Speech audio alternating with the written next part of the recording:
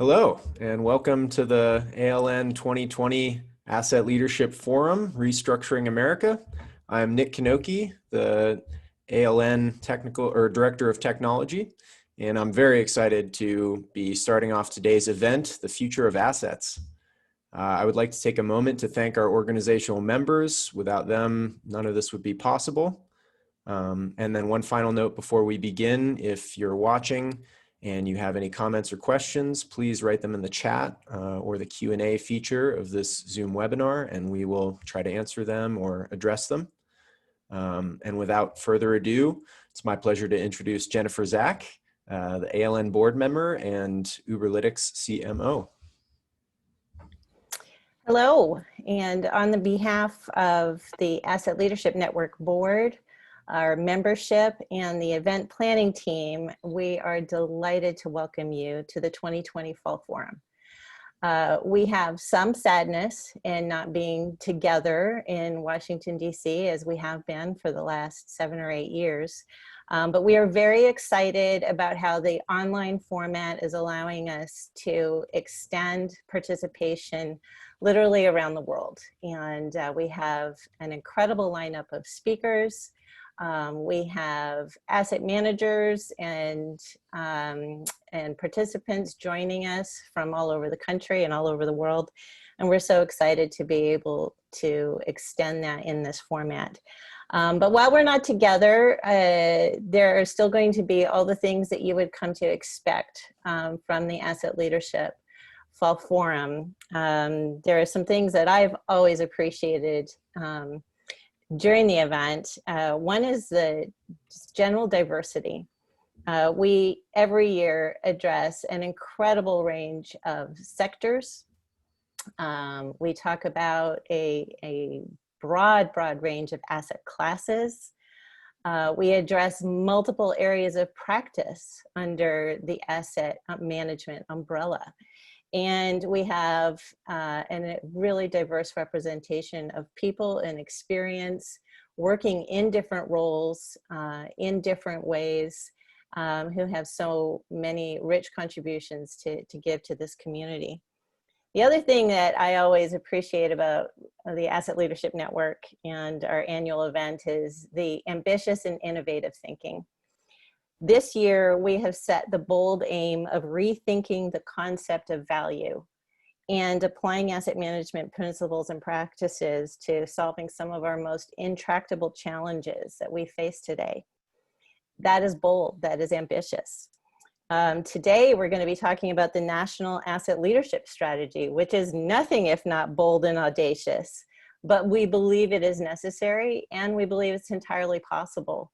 And the innovators that are gathering to tackle this are impressive. And I believe we're going to see some really amazing things coming out of this event.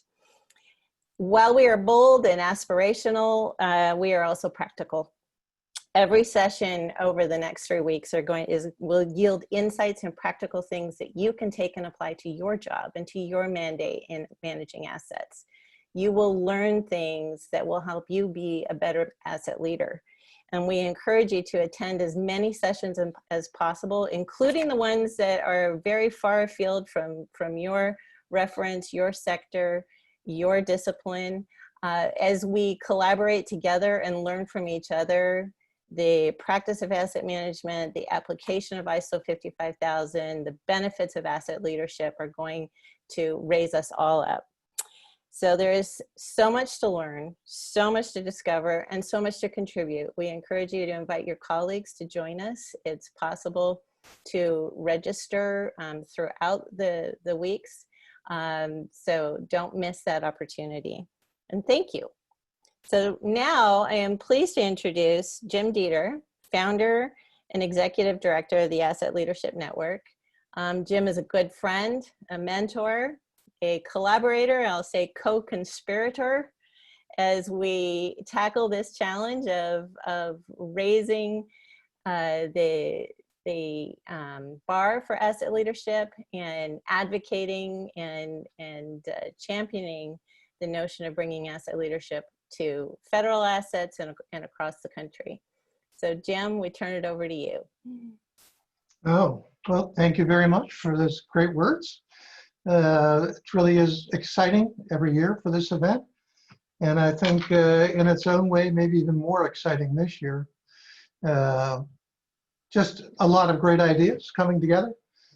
Several topics that I'm really, really interested in, including our initiating a discussion about equity and asset leadership, uh, areas where we can really make a difference. So I'm trying to, as as the leader of this group, but also with my participation in TC 251, one of the strengths I think I bring is trying to see complex things in a simpler way.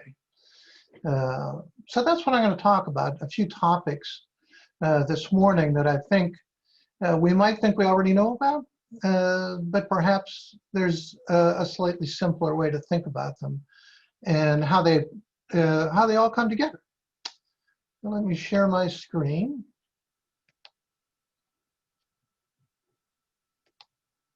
And turn on my PowerPoint. There we go.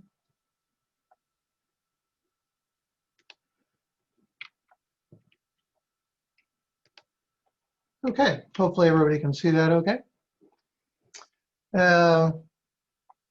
Restructuring America, audacious, huh? But we all know that it's necessary. And there's so much involved in national assets and infrastructure. And a lot of people involved in it.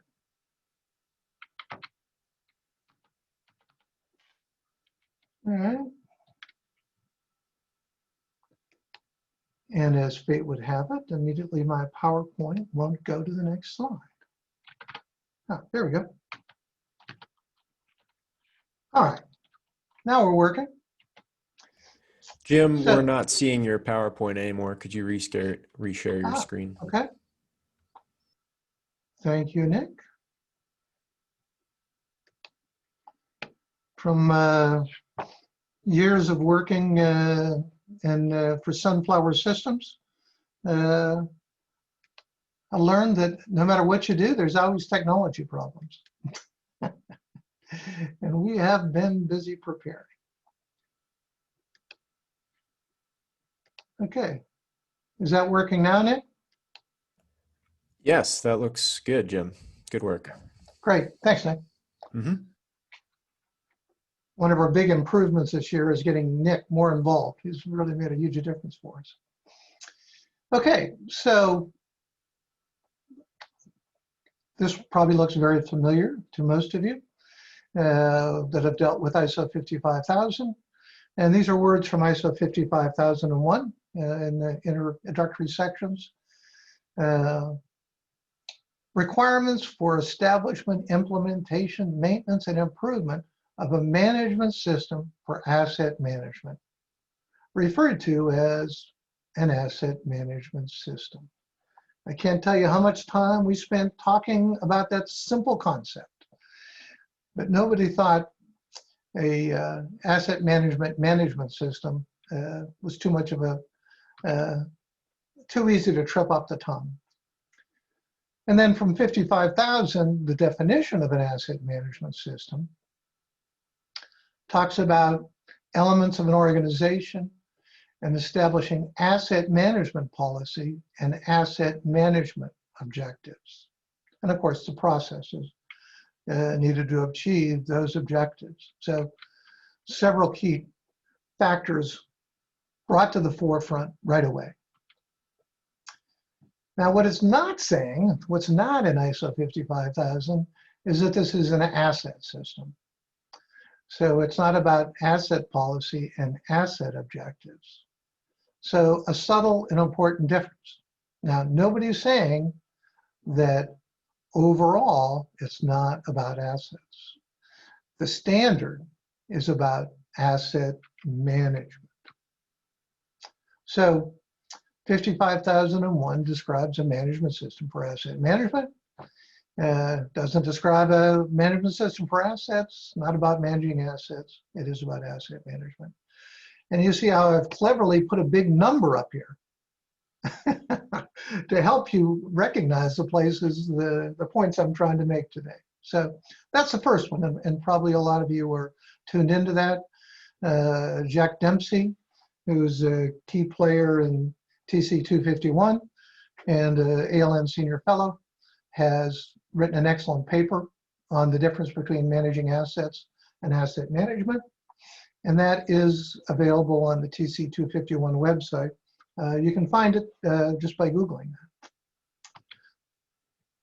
But that does bring it to asset management then. So love, talked about simple, love, simple definition. Coordinated activity of an organization to realize value from assets. Very simple and really, really groundbreaking definition. Because it's about the organization and the value from the assets. That's a big deal. Now, two key factors in that short definition are about activities and about value. Let's talk about each of those for a few minutes. So a definition that's not in either of those documents is a definition of asset management activities. So I would define that as the activities of an organization to realize value from assets. Now, asset management activities is mentioned as a concept multiple times, but not in a featured way in the documents, but in actually implementing ISO 55000, it's really important. So what does that look like? So I got a zebra chart here with a multicolored zebra. And you see that I've listed a lot of different asset management activities. I don't think too many of them that we can argue, aren't about assets and asset management. But if you're looking there and saying, well, I don't see mine, or I don't see ones I'm thinking of, we could probably have 1,000, pieces of pie in this chart. There are a lot of different asset management activities. Just a core concept. But somehow we didn't get it into 55,001. I'm personally going to see what we can do about that. Now you see also some of those, I'm not going to get into that today, but some of these are directly about assets like maintenance and operation. And some are about asset information, BIM, reliability, inventory, audit, are really more about asset information. I've talked about in past talks in our fall event, talked about my 3-circle chart about strategy, tactics, and operations. So we're firmly in the tactics and operations area here. So here's an example from, that's based on an actual implementation that I was involved in. And the people in the room, when we started working on this, were these pieces of the pie, were these asset management activities and how they fit together. Notably, the IT asset management people decided they didn't want to play. And all of the IT assets were no longer a part of the ISO 55001 implementation at that organization. That's a significant change in the scope. So scope is very much related to this. The portfolio of assets is very much related to it. When we talk about NALs in a few minutes, a key part of NALs, if you haven't had a chance to look at it, is an asset taxonomy that talks about that portfolio of assets. But here we're talking about the asset management, the asset management activities that are involved in dealing directly with the assets. So we talked about the activities. Let's talk about value. Now that can be a tough discussion, but back to simple, the definition of asset, that you see there, and I think probably all are familiar with, is again on that value to an organization. And this really is an earth-shattering definition change. From a finance perspective, has kind of owned this definition in the past. And the definition of capital asset has become the definition of asset. And it's really the value of assets, and more from a compliance and depreciation perspective. And I lived in a compliance world for the first many years of my life in asset management. And in a compliance world, you only spend the money you need to spend. It's not about return on investment. It's about how little can we spend to be compliant in anywhere that I ever worked. But now we're talking about the value to an organization and how we in asset leadership, asset management, can be involved in realizing that value to the organization. But our challenge has been, how to reveal that value. How to reveal that value. So the TC 251 has already made a couple attempts to talk about value. And they showed how complex it was because we couldn't get any kind of consensus around the topic. But I'm going to put myself on a limb today with a couple statements here. And the first is that we talk about value.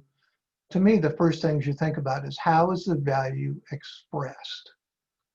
And then the second thing is how is the value measured? How is it expressed and how is it measured? And I'm not going to get into measurement today. That would take, much more time. So value is an expression of the achievement of the organizational objectives that we've been talking about.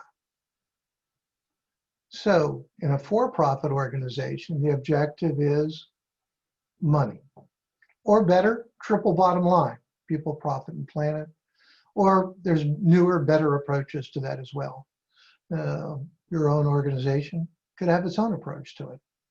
But the bottom line is it's largely financially organized and expressed. Now, in a not-for-profit, which really is in government, which is really the subject of another TC 251 effort, which is a draft of a document called ISO 55011. That was the goal is to talk about asset management in governments and what's different about that. And I think a big one is what I'm saying right on this slide. In not-for-profits and governments, the objective is policy and programs. You might be able to express those in financial terms, but distributing checks to Social Security recipients is a policy and program, and the assets that support that program, their objective is to get those checks delivered. We could go on and lots of different examples. It's an interesting topic, but objective, policy, and programs. All right, so let's circle back to asset management now and focus on the first couple words of this, which says it's a coordinated activity.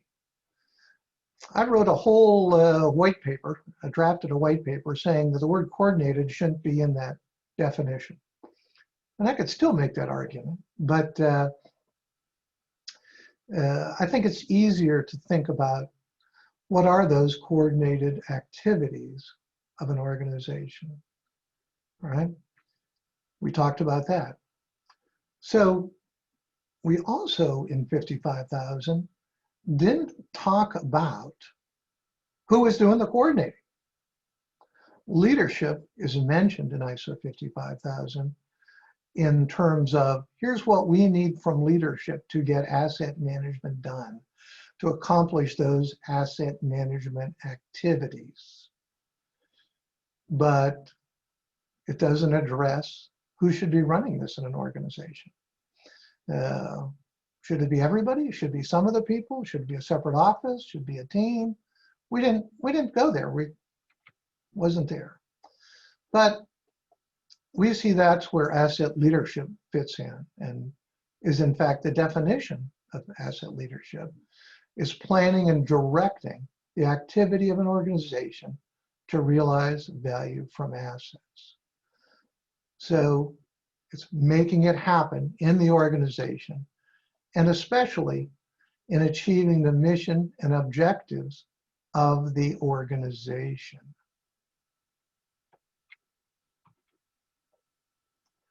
So let's think about that, the mission and objectives of the organization. So asset leadership connects the organizational objectives to the asset management objectives. When those of us who have had the chance to work on strategic asset management plans, or SAMPs, know that this connection becomes really important. It's what's working on real world cases. It's what brought this to the forefront in my thinking, is you have the asset management objectives, and now we're trying to say, well, what are the organizational objectives? And then how do I tie the asset management objectives to those organizational objectives? In the NOWS effort, again, which we'll follow in a couple of minutes here, one of our initial problems when we started working on it last year was, what are the national objectives? Wow, you don't see those listed anywhere. Agencies has objectives, but national objectives are often buried deep within policy and bills that are passed, and are difficult to put in one place. And of course, some of those, as we're well aware in the political season, are things that can change from administration to administration. Others, perhaps not, perhaps need to be more stable. Sustainability is a simple one to think of as a national objective. And it's easy to see how a national objective of sustainability could be tied to an asset management objectives and how to accomplish that nationally, and then in the various sectors of an organization. So that's my last big point I wanted to talk about. Hopefully those simple concepts resonate with you, and perhaps give you an opportunity to talk to others about them, or to have them in mind for both for the presenters and for the participants in the activities over the next 3 weeks, to think about how those resonate, across what we're trying to do here. And I always say, from an asset leadership perspective, we're really looking for win-wins on how we can help organizations be successful using asset management and the asset management system that's laid out in ISO 55000.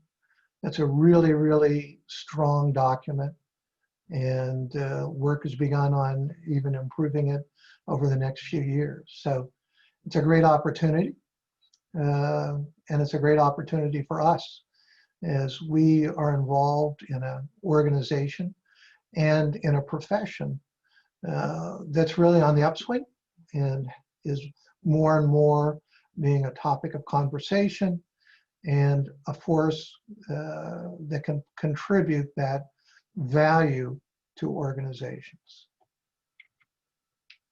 So just a couple takeaways on the significance. That asset leadership connects asset management to larger organizational and to the organization mission and objectives. And that asset related decisions can be made based on organizational mission and objectives. Steve Whitten from the city of Calgary. It's a great story that we've told in the past, but I'll share it again. Is when they started out going on their asset management journey, they had organizations coming to them and saying, I need money for bridges. I need money for tunnels. I need money for pedestrian overpasses. I need money for trains. And they had to make those decisions independently. When they consolidated their asset-related budget in an asset management department, they were able to move to the decision point to being, we need to move people. How do we want to do it? And where do we want to invest our resources?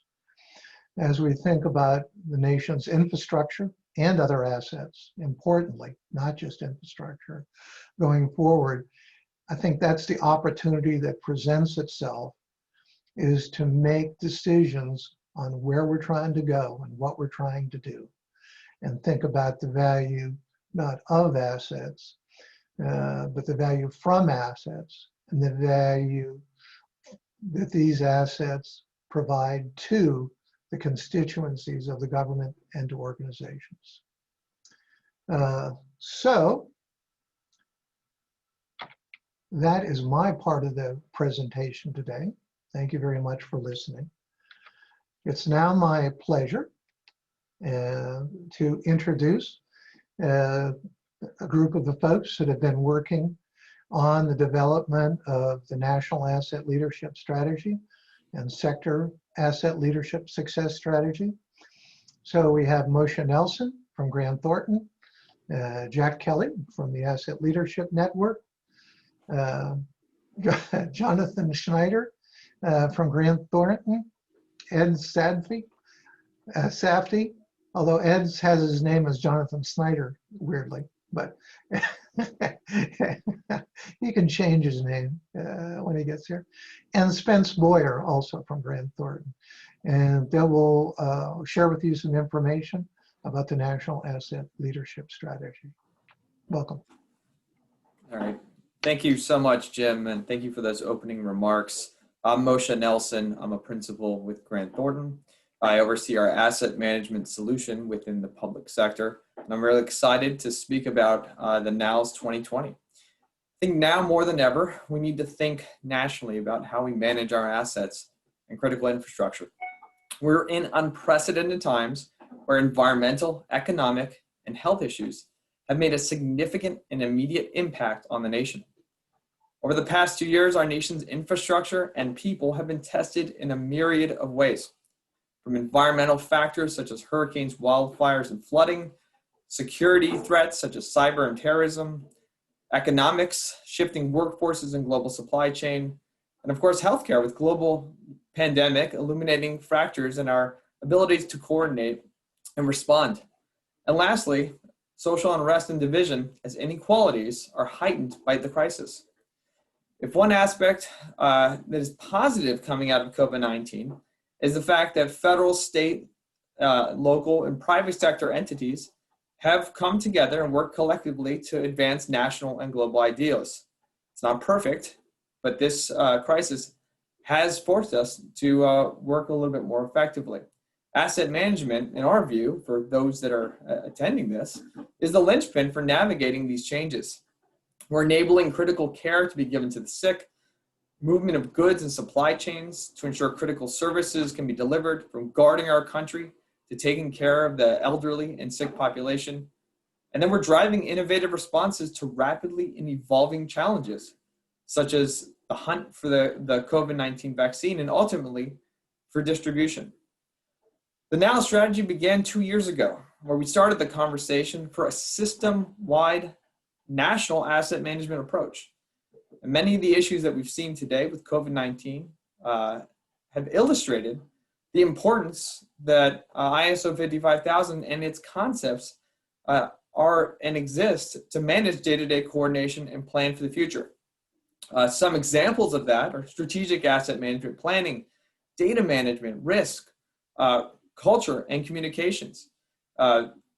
Wall Street Journal and Council of Foreign Relations have recently pushed out articles that have described how coordination and data management and systems throughout the COVID-19 pandemic have achieved many different challenges that, quite frankly, implementing ISO 55000 may provide a framework to address. So by utilizing this approach, federal, state, and local, and the private sector can begin to work more collectively and advance day-to-day management principles, as well as future strategic planning efforts. I'm going to turn it now to Jack Kelly to continue with our discussion on the NALs. Jack? Thanks, Moshe. So I first learned about, I'm going to give you a little bit of history first. I first learned about the ALN and ISO 55000 in a meeting at GSA with Jim Dieter and Jack Dempsey to discuss a draft executive order that would have required federal agencies to adopt ISO 55000. This was back in 2015, and some of y'all may remember that back then men were expected to wear pants that matched their jackets. The executive order didn't go anywhere at the time, but Jim maintained, and I later developed an interest in finding a way to engage senior federal policymakers, either in the White House or in Congress, to require the adoption of the standard. And let me just say quickly, adopting the standard is what we in the ALN think is the best way to advance asset management, particularly among organizations that are starting out from a fairly low level of awareness of it. So that's, when I say ISO 55000, it's kind of a synonym for asset management. In 2018, as Moshe mentioned, at our Fall Leadership Week event, we presented a very early proposal for developing a national asset leadership strategy as a way to engage the appropriate parties in all sectors to develop a national approach for addressing our nation's infrastructure and other asset deficiencies. We invited interested parties to join in with us in developing that strategy, and I'm very pleased to note that Grant Thornton stepped up to partner with us in that work and has continued to do so. Beginning after the conference, beginning the next year in early 2019, we sat down with Grant Thornton and had a series of meetings to define the elements of this national asset leadership strategy. We wanted to use, as much as we could, the same elements that were part of ISO 55000. And the result of that work was published in a very nice brochure in August of 2019, and we called it the National Asset Leadership Strategy, Part 1, the Foundation. A presentation on that document was presented at the 2019 Asset Leadership Week in October 2019. Now, again, mostly following ISO 55000, the NALS Foundation consisted of 6 elements that will sound very familiar to you. First, national objectives. Jim talked about those when he gave his talk. And we came up with some sort of model national objectives based on the kinds of things that we're aware are in laws and regulations, things like clean air, clean water, public safety, things like that. The one part of the NALS elements, or the one NALS element that was not included in ISO 55000 was taxonomy, which Jim also mentioned. And the reason for that is that ISO 55000 is written to organizations, and it assumes that each organization has its own asset taxonomy. However, when you're approaching all organizations in the nation, you have to establish a common taxonomy just so that you can communicate across those different other organizations. Stakeholders, very important. And stakeholders, we did a lot of work on that, and we have some detailed descriptions of the different kinds of stakeholders, both internal and external. Scope, what's the scope of the nation's assets? Well, basically, it's pretty much everything. Asset management objectives. When you think about, those are objectives for the assets themselves. The condition of the assets, how much it costs to operate the assets, and so forth. And then finally, and this was really important, is effective asset management systems. Effective asset management systems are the expected outcome of implementing ISO 55000.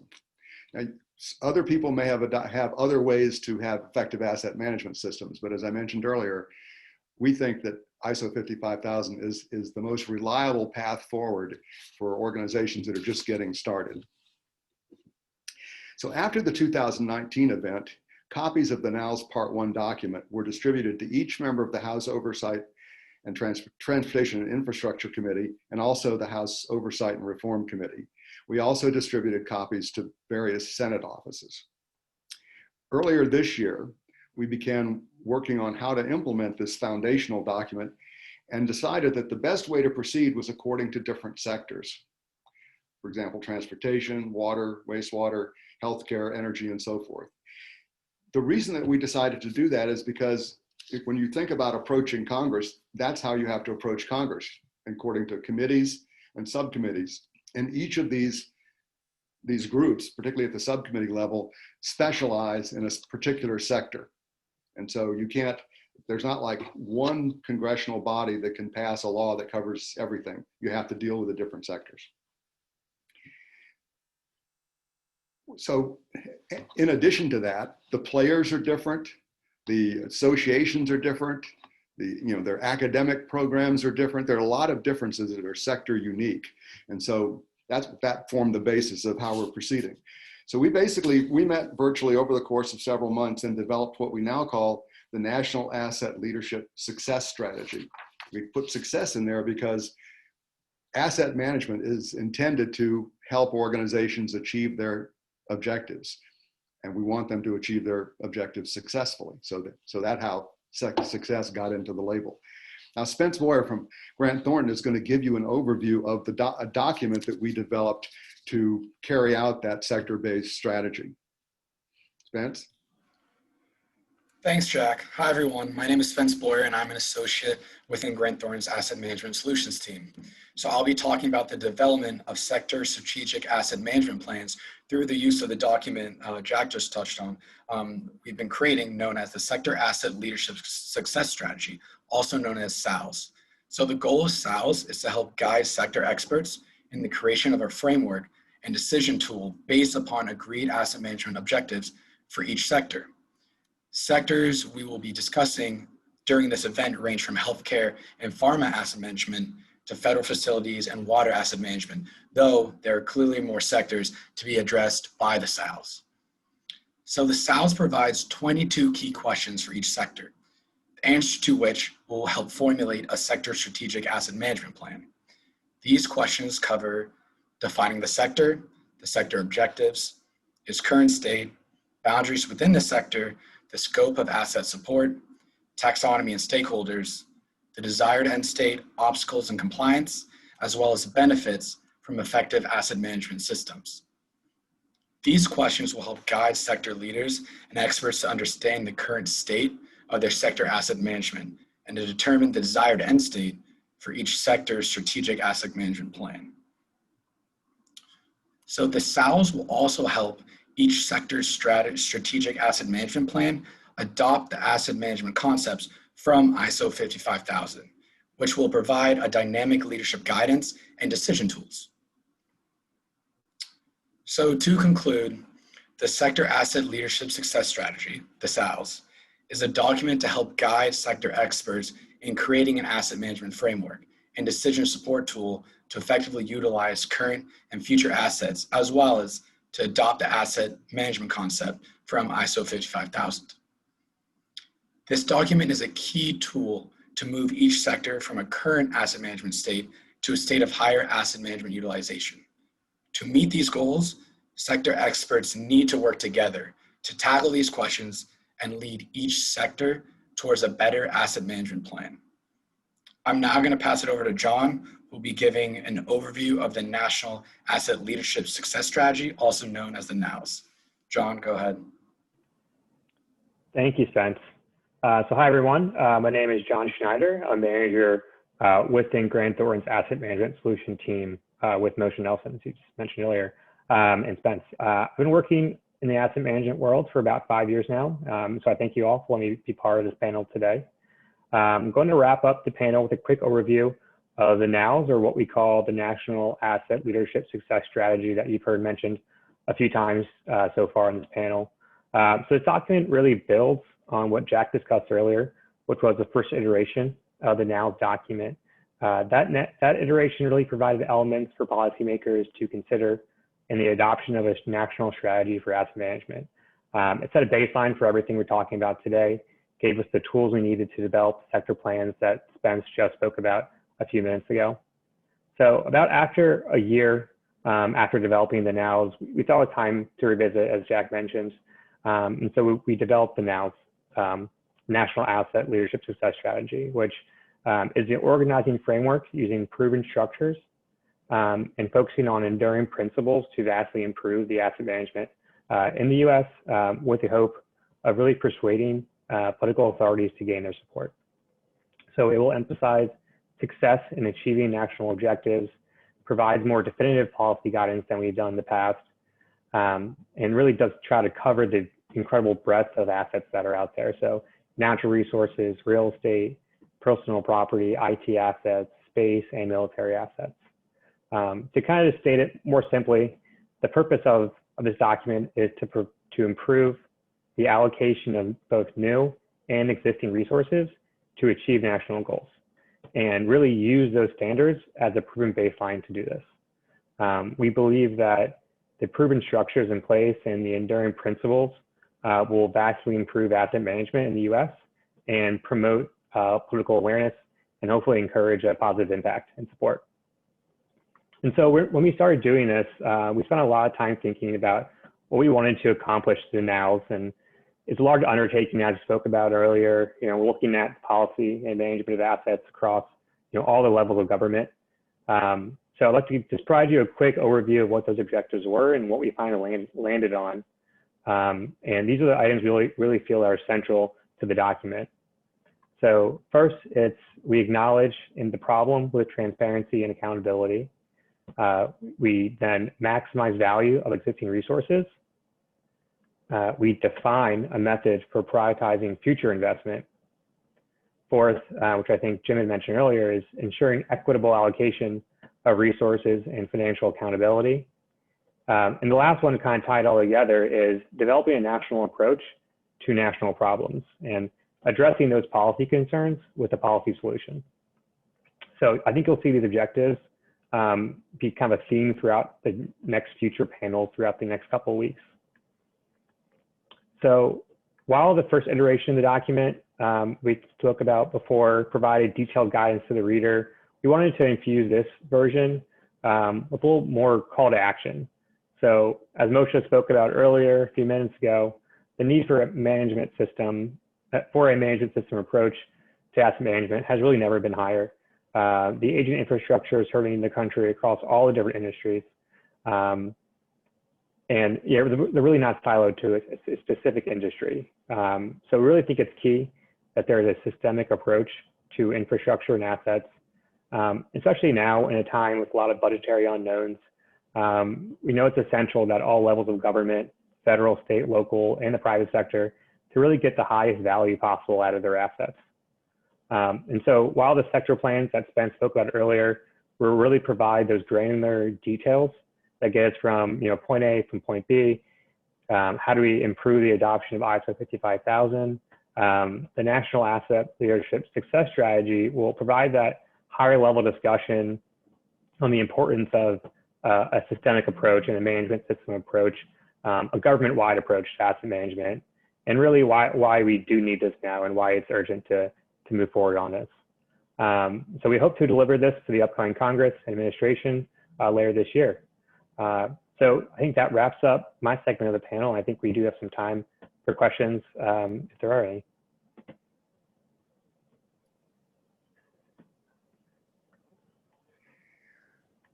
Since we have a couple minutes, let me elaborate on the stakeholder element that I talked about briefly.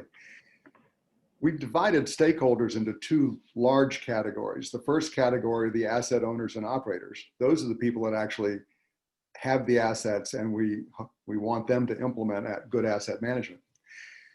The other group of stakeholders consist of people that we call influencers.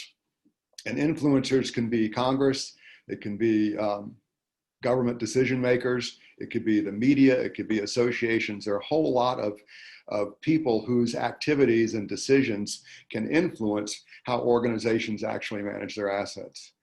So as we proceed down this this path of developing a strategy, we're trying to be very sensitive to who the key players are in each sector. And then we're trying to figure out the best way to approach those players, with the idea that we want them to help pull together and come up with a strategy, basically a sector-based strategic asset management plan that will help everybody in that sector effectively implement asset management.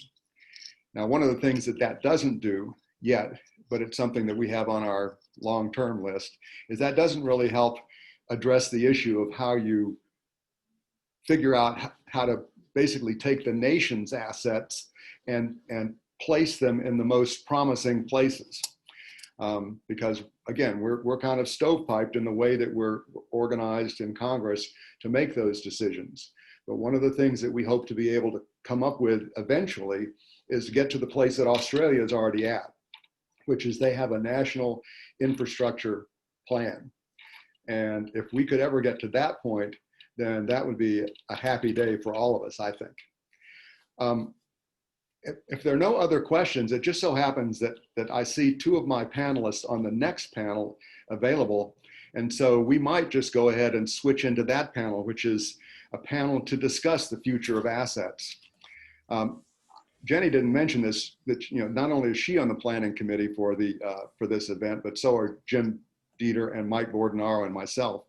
And as we were thinking about how to set this whole first day up, we decided, first of all, that the future of assets would be a wonderful topic with which to kick off the whole event.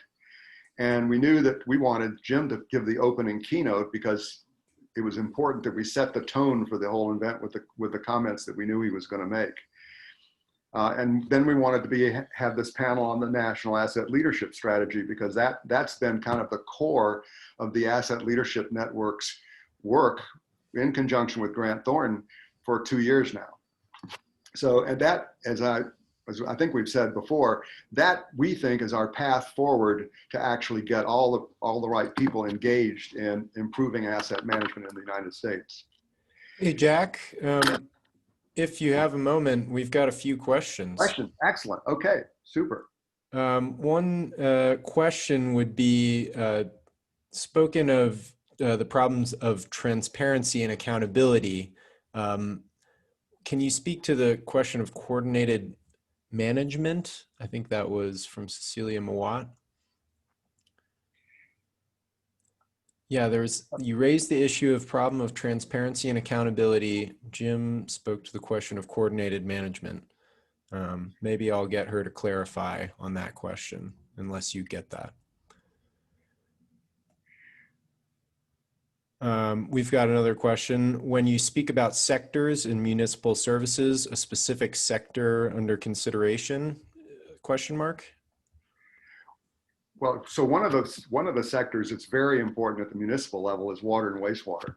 And one of the sessions that we have later in this event is focused on that. In fact, if you think about the schedule for the 9 days of our event, many of the days focus on a specific sector. So that's a way to kind of have a conversation around a sector that we hope will help advance the national asset leadership strategy for that sector. Great. And then someone asked, is there one branch of or department of the government that is close to adopting ISO 55000? Interestingly, yes. The one that I think is the furthest along is the Western Area Power Administration. Now they're not seeking certification, but their CEO came and spoke to us about 3 years ago, I think now, a gentleman named Mark Gabriel. And he came in appreciating the value of asset management from the get-go. So this was an unusual situation where you had top agency leadership coming in and embracing the standard, and not the normal situation where just people who understand it at the staff level have to go convince the people at the top that it's worthwhile. So basically, Western Area Power Administration has implemented ISO 55000. And when they first did it, one of the things that you have to do when you implement asset management is a lot of stuff that has nothing to do with assets. It's a lot of things having to do with organization, the kind of data that you have, whether you assess risk appropriately, whether you measure success and so forth. So there's a lot of things that are just basic good management that organizations have to do. What Mark did was they set out to do that, and they focused on the scope of their asset management system just on transformers, because transformers are a critical part of their electric distribution system. After about 2 years, they came back and talked to us and said they had expanded the scope of their asset management system to include 2 other assets, breakers and just distribution lines. And their intention is to take the scope to cover all of their assets over time. So that's the agency that I know that's the furthest along. I think we're going to hear later this week from the Department of Homeland Security, who is going to talk about where they are in asset management. And I think they've made, as I understand it, they made a lot of progress. I haven't heard the talk yet. And if, I can take a crack at the previous question regarding accountability. So I think one of the most important aspects of ISO 55000 is data and performance management, right? So what we're seeing as a trend holistically across the industry is that there is greater accountability due to the knowledge and existence of data that's available required for asset management. There is very few industries out there that individuals cannot essentially generate what a standard taxonomy should be from an asset management perspective, whether that's facilities or infrastructure or technology itself. So the question regarding, will the NALs and ISO 55000 support greater accountability? Inherently, it does. And having performance metrics that were specifically identified within 55000 gives a governance and communications capability that will inherently support greater accountability for the assets. I think there was also a great question regarding alignment to what CISA has come up with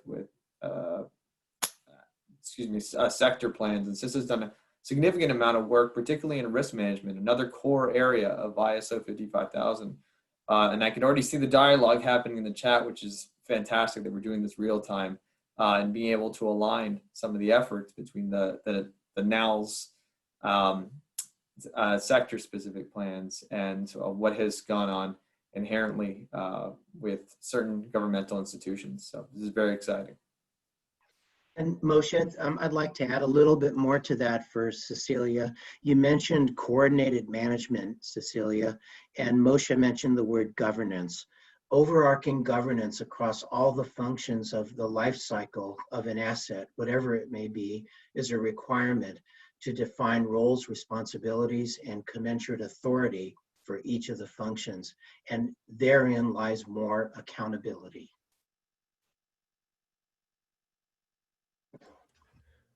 Great. We had one other question that was just, how could there possibly be a single strategy for an organization or, for anything as big as the United States with untold amounts of assets? How could there be a single unifying theory?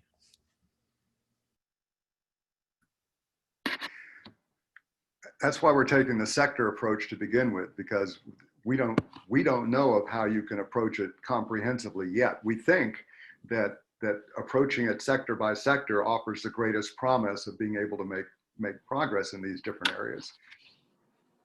And I also, Jack, I know we've talked about this at length, just the ability to apply the framework from a national perspective is a directional piece of input that would enable more effective management across particular topic areas. So it's recognized, right? There cannot be one strategy to rule them all, but the framework does exist that can be applied nationally and then segmented out by sectors, which is what we're all trying for. Well, these are great questions. I think we're going to have to run to the next topic because we have 2 gentlemen who are on here, and then we should have time for questions at the end if we didn't catch everything here. So I'd like to welcome Tom Smith and Tony McGrail to the conversation.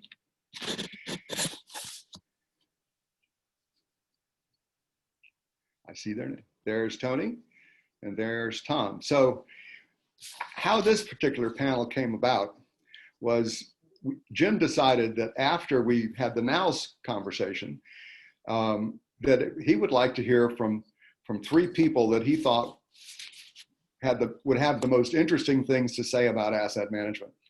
And the 3 were Tom Smith, who's a retired professor of engineering and a longtime contributor to asset management thinking; Tony McGrail, who's a former colleague of Jim's, whose opinions Jim values very highly; and much to my surprise, me.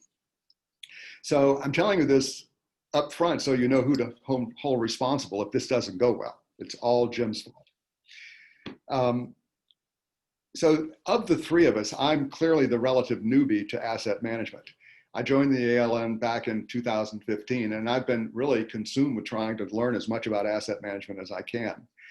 And as I mentioned earlier, I'm very committed to the ALN's goal of promoting the adoption of asset management in the United States.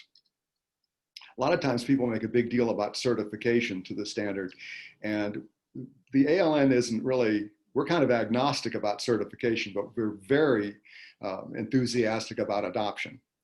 And if you get certified, that's probably the best proof of adoption that you can come up with. But now I'd like to hear from my colleagues who have much more experience with asset management than I do. And I'm going to begin with Tom and then turn to Tony. My initial question, gentlemen, is based on your experiences, what are the factors that will likely impede or promote the adoption of asset management in the United States? Tom? Yeah, I have a slide with a few points on it. I don't know if you have that available or if you want me to put it up and share it.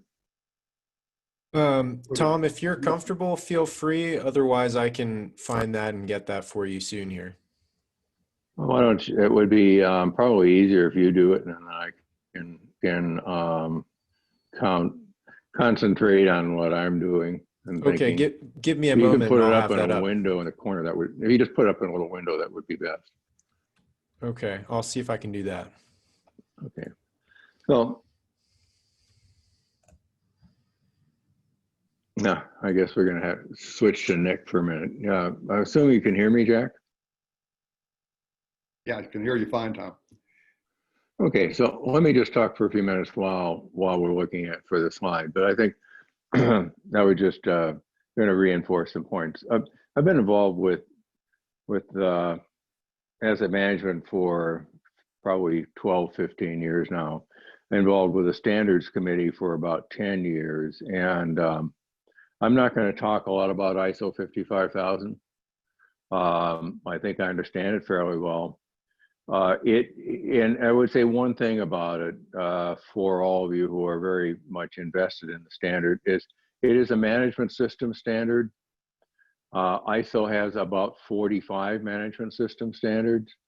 And I just got off a meeting of the American ANSI National Accreditation Board, which accredits the certifying bodies for all of the management system standards, as well as other technical standards. And it's pretty clear to me that the ISO 55000 to be successful needs to work in conjunction with other management system standards. We've talked about safety, we've talked about security, somebody mentioned risk. There are standards for all those. We know about 9,000 and 14,000, which are leading standards. I think we're going to see 55,000 be successful when it is adopted and used in conjunction with other management system standards. And I'm not going to say a lot more about that, but these standards are all written to the same general template. They are meant to work together, and they are meant to be shared. So I think that part of my emphasis, and actually a large part of it these days, is on looking at how management systems work together, the standards work together, and how the management system standards work with the inherent corporate management systems that we always encounter. So enough of that. Future of asset management. One of the things I like to say is and to point out is that assets, physical assets, have become the leading edge of the organization in respect to many issues. And you don't have to look far to see assets, physical assets exposed to climate change. You can look to the West Coast, you can look to the South Coast, you can look to the Midwest, you can look to the East Coast. You can see where wildfires, where hurricanes, where drought have exposed physical assets to incredible difficulties. And that's impossible to ignore. To me, there's no question that asset management is critical, and to me, there's no question that it will be adopted. How it's adopted, I'm not sure, but you cannot ignore what's happening to assets these days. Whether you're an insurance company, whether you're a financier, whether you're a customer, whether you're a manager, you cannot ignore what's happening to physical assets. COVID has certainly exposed physical assets. We have airplanes sitting on the ground, and we have a cruise company spending $250 million a month to mothball cruise ships. I mean, that's asset management, but it was not exactly what we were looking for when we started talking about asset management. But this is an incredibly expensive time for physical assets.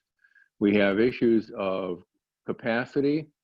Manufacturing is looking at rapid changes to its assets to meet capacity and to meet competition issues. And those changes will involve heavy automation and will change the nature, not only of the assets, but of the management of those assets. I expect to see much more automation of asset management. I've made a joke a number of times about rewriting ISO 55000 in machine language so that the robots can interpret it and enforce it. And I'm not so sure that's a joke anymore. And the last thing I'd say in terms of the value of assets is public poverty. The government agencies at the state and local level that you have mentioned and talked about are poor. They're facing the difficulties of managing assets with declining revenues in the case of fee-based revenues for assets, and most of our utilities are supported on fees, on user fees. And one, the users have trouble paying the fees, and two, when usage goes down, such as might be true with oil or water or other things, the usage fees can't keep up. So that means that the organization needs to put in a base increase. And you don't have to look far around the country to see political opposition to base rate increases. And yet you don't have to look far to see the need for those increases in terms of the aging infrastructure. So assets are in our sights, and they will remain there. And the leaders of these organizations are involved. They can't avoid being involved, I believe. I see them responding aggressively in some cases. In the industrial sector, particularly process industry, you don't have to look very far to see Industry 4.0 and the factory of the future being aggressively implemented right now. And you're seeing some of that in industries like construction, where we thought it would take longer, but it's moving in fairly quickly. I also see these responses completely hamstrung by politics in many cases, and politics in the broadest sense. That is, leaders at any level not wanting to take responsibility for the costs and consequences of these assets. So the strategy is business as usual in many cases and hope for the best. And I think my last sentence says, head in the sand is an attractive option, but it isn't going to help the problem. So those are my comments on asset management and assets. Thanks, Tom. Tony? What are your thoughts? Okay, in answer to the question about what does impede and what would promote the adoption of asset management, and asset management with a capital A and a capital M, then I would make a note that the assets with a capital A are not going away anytime soon. And the main things I've seen which impede the adoption of asset management approaches would be inertia and the fact that it costs money to change what people are doing. So there's a cost involved in doing something different. And it comes back to the question of show me the money. Why would I put money into this? You have to show me there's a benefit. The main thing that would promote the involvement of organizations into asset management, capital A and capital M, would seeing other people benefit from adopting asset management. So it's a chicken and egg to a degree. And they have to see the value of an investment to make a change. And that cost then has to be borne. So when Tom talks a little bit about rates and the rate base, there's a question of how we then adjust to make sure that we can invest in an aging infrastructure at the same time as investing in an aging asset management system. So to me, we need to have an understanding that it's the people who are going to make the changes. The assets aren't going away, and it's the context in which we operate which is going to force us to move forward. That's it. Thanks, Tony. I want to follow up on one of the comments Tom made because I think it's an extraordinarily powerful perspective, and that is that you have wide adoption of a lot of management system standards around the world. And what you realize is that, I mean, he touched on this, is a fair portion of the language in each of these management systems, mostly the language that talks about organization and data and risk and review, things like that, is common. I mean, it's in the world of ISO standards, they call it the blue text. And that blue text is common across all the management system standards. So if we could find somebody, an asset intensive organization that's already been certified, for example, to ISO 9001, then it would be very little additional work for them to gain ISO 55001 certification, should they choose to. So just to reinforce the point Tom made, and that is that for asset management purposes, we ought to try to build on the management system standard foundation that's already out there. And we're talking in terms of reported organizations that are certified to those standards. I think 9001, it's like over 1 million. Or at least, it's 9,001 and 14,001. Together is about 1.3 million organizations certified to those standards around the world, which is enormous. So I would suggest that. The other thing, and I want to reinforce the point about politics and the ability to make good infrastructure, or I should say, the impact of politics of preventing the making of good decisions on infrastructure investments.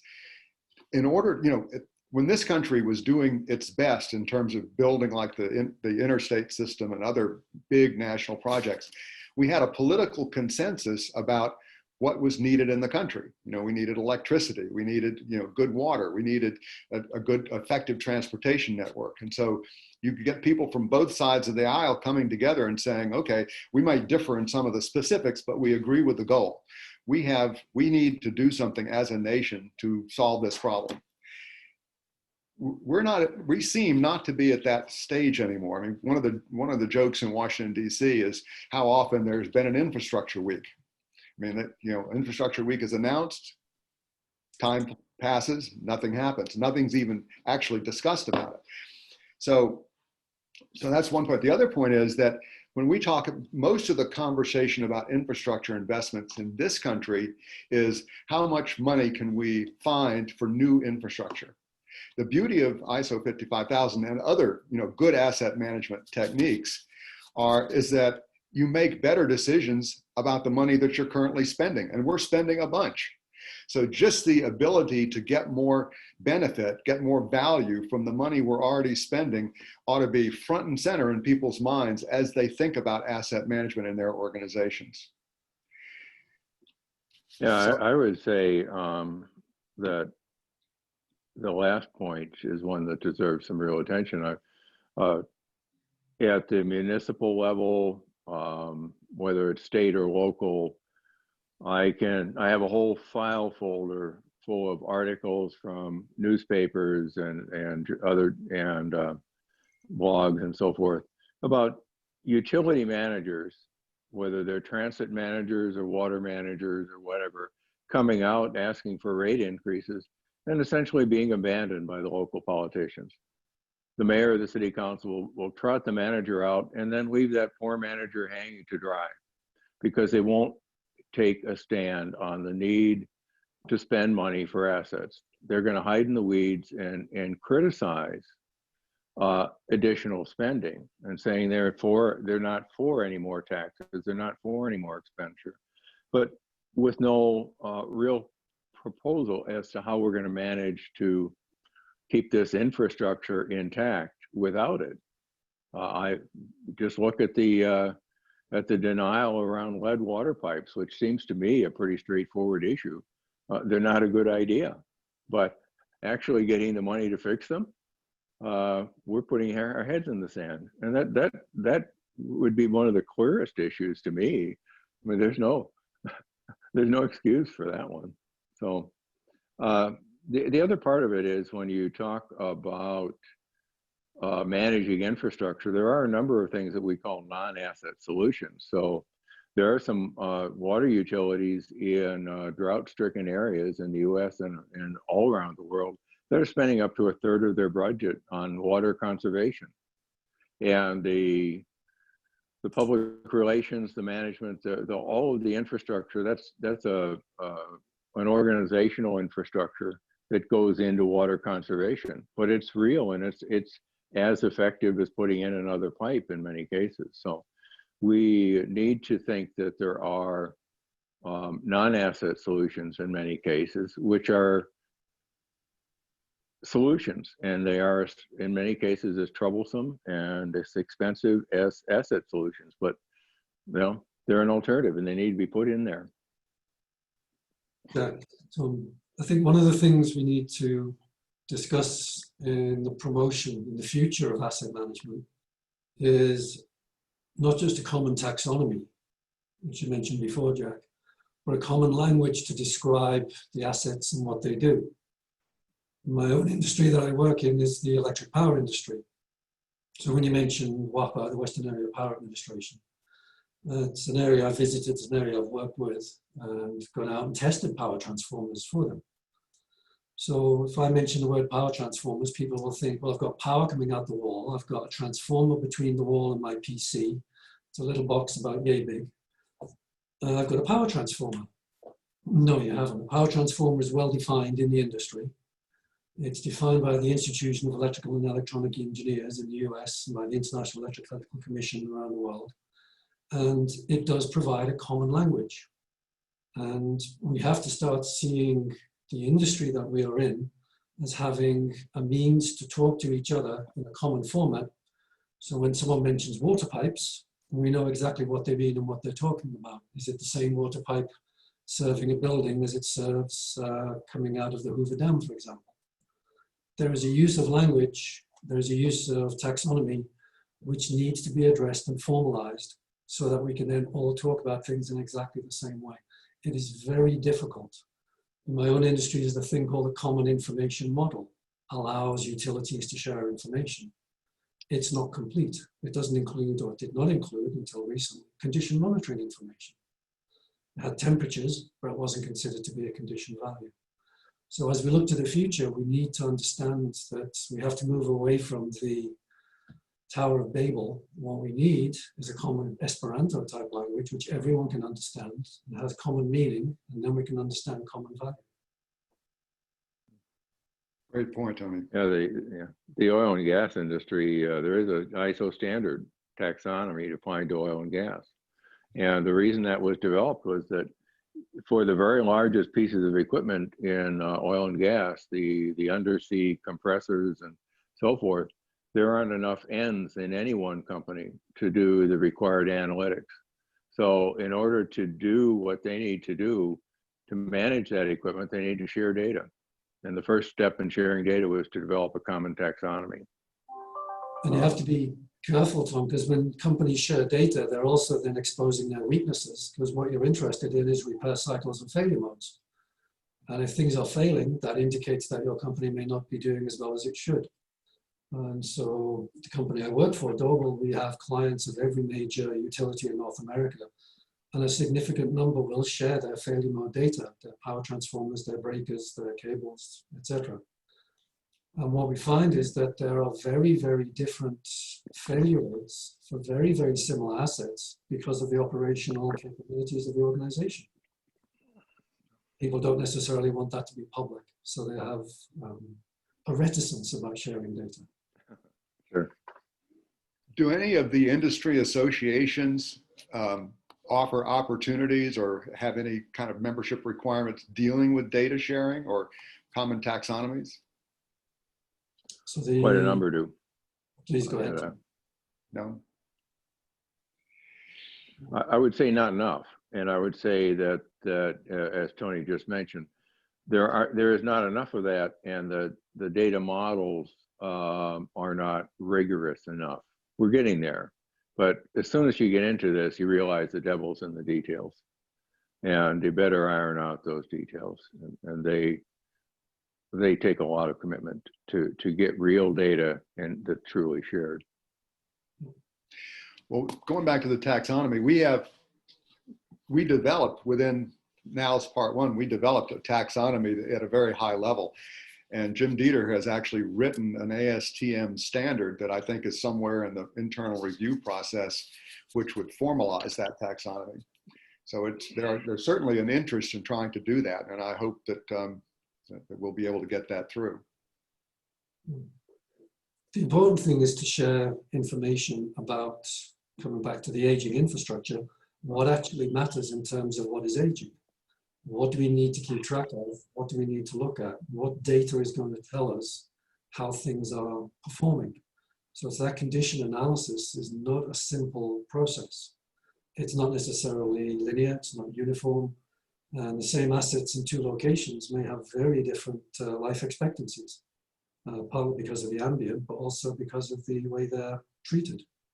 Imagine going to a large parking lot and someone says, you can take home any car you like, just pick the one you want. You're going to have a very good idea which ones are reliable, which ones are less reliable. You're going to have a very good idea about the value of the individual units for what you want a car for. What other information would you be interested in? Sharing that type of a question means that people start to look at what data they have.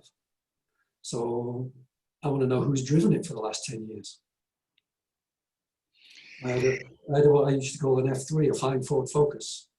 I kept it for 10 years. I gave it to someone else. 6 months later, they need a new one. There's nothing wrong after 10 years, and 6 months later, it's a wreck. So how people use things are very important to the asset lifecycle.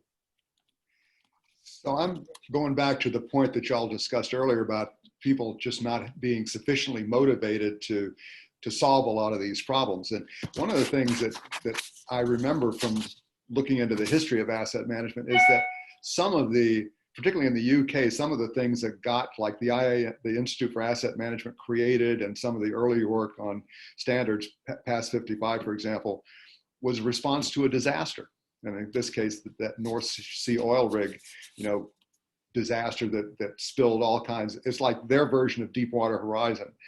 And I know in other countries, disasters have been a big impetus to taking action to get their acts together and to put in place, not only put in place standards, but also make investments to make sure these things don't happen again.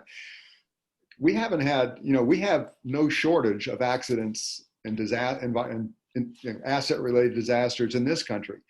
Deepwater Horizon example, Exxon Valdez is another, that bridge over the Mississippi in Minneapolis. I mean, we've got PG&E with the San Bruno, fires from their gas system, which led them to go on and get certified to pass 55 and ISO 55001. But why don't we have more outrage at the disasters we have? Flint water, you mentioned. I mean, why didn't that lead to something really remarkable and powerful? I'll let Tom address that one. I don't know the answer. We I mean, have, you know, it's one of the ways that the U.S. is remarkable in a bad way. Well, we have specializations in disaster communications. I mean, we have very, very, very large, powerful, and expensive consulting firms that get called in to explain why that disaster wasn't really our fault, and how we're going to be better next time, and so forth. So I think the disasters can spur some things, and maybe consolidate activities that are already underway. But I see that opportunity is a much more powerful motivator. When you look at what's going on in industry right now, the opportunities for integrating design, operations, and management, the efficiencies that are involved in that, the quality control that's available, the promise to the customer that's available, those things are all motivators that I think are more powerful long-term than papering over a disaster. One of the things I think is critical, I had a conversation recently with a company that's made some real serious strides in its service to its customers through analytics, which support the assets, which enable them to understand exactly what they're promising to the customers in terms of service. And my counsel, and I think for anyone listening, is you need the marketing group involved in that. Because as soon as that company got their salespeople involved in promising asset management results to customers, asset management became baked into the company. You can say what you want about top leadership. You can say what you want about finance, but get the sales and marketing people involved and to understand that asset management allows you to make promises that not only sound good, but those are promises you can keep. And they've become my favorite target when you put an asset management team together. I think if you don't have marketing involved, you're missing a major piece of the puzzle, and you're missing the continuity that's required for the organization. I think Great idea. I think after any kind of a disaster, there's a period of time where things can happen, where you can motivate people to get things done. Yeah. But the energy dissipates very quickly. And after that, then you've got to wait for the next one. I'm fascinated by about the data. Do you think any of the political bodies, and I'm talking not partisan political, but like Congress or even local regulatory agencies, would have any appetite for actually requiring, from a transparency perspective, requiring organizations to post certain statistics, certain data about, whether it's water quality, whether it's, reliability of the electrical system, do you think that would be a path that might actually help improve things if we could require some of this transparency? For the electric supply industry, those statistics are already there in terms of what's called the system average interruption frequency and the system average number of customers interrupted, the whole range of KPIs which are produced. And of course, they're the things that get managed. How you get to a good KPI is pretty much irrelevant. And the question is, did you hit your target? Yes, then we don't fine you. I think for the company I work for, National Grid, 2009 was the first time in its several jurisdictions in the US that we didn't get fined in all of those jurisdictions, or in any of those jurisdictions, sorry. So that was a banner year, and you could say it was significantly affected by the ice storm of 2008. So. Guys, this has been a great discussion. With the remaining 5 minutes, would you be willing to field a few questions? We have some. As many as you like. Cecilia has a question. She agrees that the common language is critical, but when you say inertia, does that also include lack of consciousness about the need to manage the assets actively and proactively? how and how much is the issue brought to the forefront of discussions in places where thought leaders, owners, and operators may be? I think I was the one who introduced the word inertia, so I would say yes. If you're not aware of an issue, it's very difficult to address anything. And if you're choosing not to be aware, it makes it doubly difficult. I would absolutely, and when we talk about, Tony and I, when we're talking about common language and data sharing, we're talking about a level of detail which goes far beyond the KPIs. In order for this stuff to be truly useful in management, it must be reliable and rigorous. I had a graduate student working for a major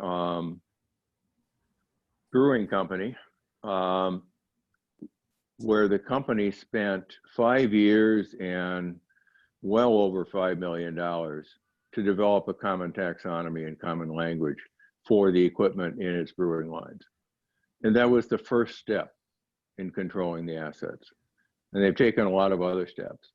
But the issue is complex, it's demanding, and there has to be motivation to be willing to do this. It's not common language at the cocktail party level. It's common language at a business process level that is awfully difficult to develop, and there has to be more. There has to be motivation, and I think the motivation comes in from the customer, understanding what the customer wants and understanding how to serve that customer. Awesome. There was another, Marty Rowland had a comment worth addressing. Throughout the world, infrastructure is paid for by land value taxation. Witness transit in Hong Kong, Tokyo, and Singapore, where no subsidy is needed for operations and capital. The same approach should be used for every type of asset and asset management system. You guys want to comment on that?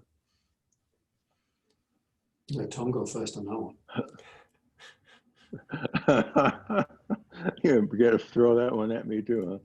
You know, there's certainly plenty of comments about land value taxation being regressive in some cases and unfair. Well, you know, there's a reason we went towards more user fees. And once we discovered user fees, then that dam broke, and they're everywhere. If I look at my utility bill, half of what I pay for electricity is user fees of various sorts. Well over half of my water bill is user fees. It's not based on the usage. It's based on fees for, I don't know, we've thrown stormwater, we've thrown reforestation, we've thrown fire protection, we've thrown everything into the water utility because they have the ability to collect revenue. So I you know, you can throw it into land value, but I think you have to be pretty careful about that. I mean, it may be in some cases that you want to put it into the general tax base instead. Tony, you want to finish up with the last minute or so? Yep, sure. I would go refer to a comment from Marty Rowland, I believe it is, who said if Beverly Hills water came out brown, something would have been done. Whereas in Flint, it didn't happen anywhere near so quickly. The thing I would come back to in the discussion we've had so far, we've used the word asset, we've used the word asset management. And what we have is those words being used to reflect what I would call commodity items. People are seemingly understanding the word asset. People know what power transformers are. We know what water pipes are. We know various things. And I would recommend everyone become aware of a thing called the Dunning-Kruger effect, where just because we understand a little bit of the language doesn't mean we understand the thing itself. Just because we've seen entries in a spreadsheet doesn't mean we understand what those things are doing and capable of. And what we need is to have a little bit more understanding, and we need people who know what's actually going on with the assets themselves. We need the detail. Great. Well, we are fast running out of time, and I want to be respectful of people's time. And so Jenny and Jim, if you guys would like to come on and do a brief closing, that would be great. Thank you, Tom and Tony and Jack. Thank you. Thanks, Jack. Tom. Thank you.